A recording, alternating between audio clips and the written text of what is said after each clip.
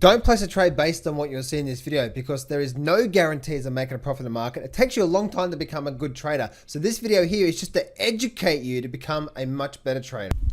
Alrighty, traders. So let's get straight into it. I want to teach you something about high probability entry times in the markets and what to look for in the markets. But before I do, guys, before I get to that, let me just bring this up here right now. If you haven't done so yet, guys, make sure you go to, or make sure you click on the link in the description, first link in the description, where I'm going to be running a free training. And the free training is how to trade the unknown but powerful trading strategy that potentially generates good consistent returns while having very low risk, which only takes around 2 to 4 hours a week to trade, and it does not require you to pick the right direction.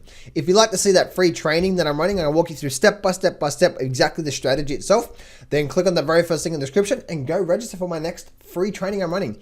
Now, let's get straight into this right now. I'm going to bring up the gold chart here for a minute.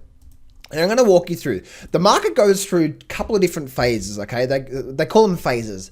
Now, the market goes through a what we call a price phase and a time phase. Now, what are the differences there? The price phase, right? The price phase is where the market's actually moving. How market's having a nice move up, right? So it's a directional phase. The market might be stepping up, right? And then what's a time phase? A time phase is when the market starts to go sideways like this here, right? It's very volatile, very unpredictable. And then guess what happens? The market starts to break out and starts to go for another run.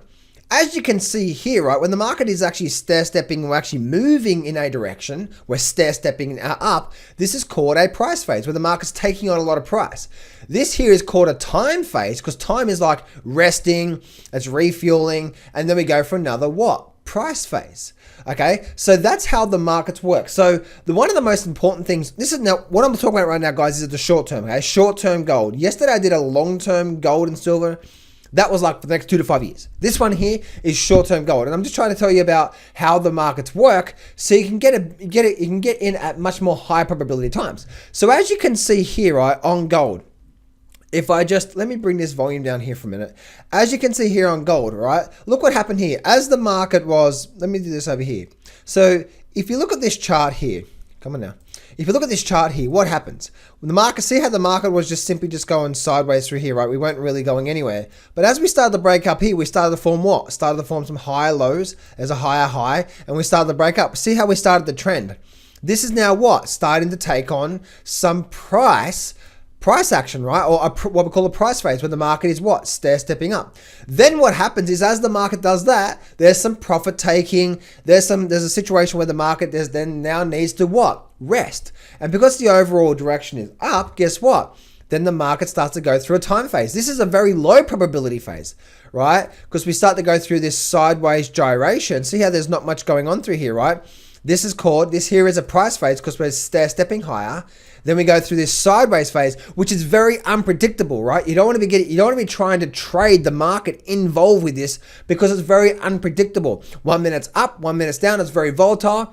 But guess what happens? As we start to break out, we're starting to break up out of this whole time phase now. Guess what? We're now starting a new price phase. And then we had a big run up through here. And now look what's happening now. We went through another price phase, right? And now look what's happening now. Notice how we're getting very volatile. Volatile simply means what? We're going through another time phase, which is another very unpredictable phase. And this could go on for quite some time before we get another breakout and go for another run, right? Or we could actually start to head down from here, whatever. Make sense? So here is just a quick analysis to look at what sort of phase is your stock in. Is it in a price phase where the market is actually moving in a direction? And how you know that is, how you get a good sense of that is the direction of my moving average. Now, it doesn't matter. It's not the number that matters. Whatever. I use a 52 moving average. Why do I use that? I don't know. Well, I do know. I got off one of my mentors, but it could be a 60, it could be a 50, it could be a 70. It doesn't matter. When you squeeze my chart up, look at this here, right? When we start to get the moving average starting to trend up, like we did through here, we're going through a price phase, right? And when we're starting to flatten out through here, guess what? We're going through, this is a price phase here.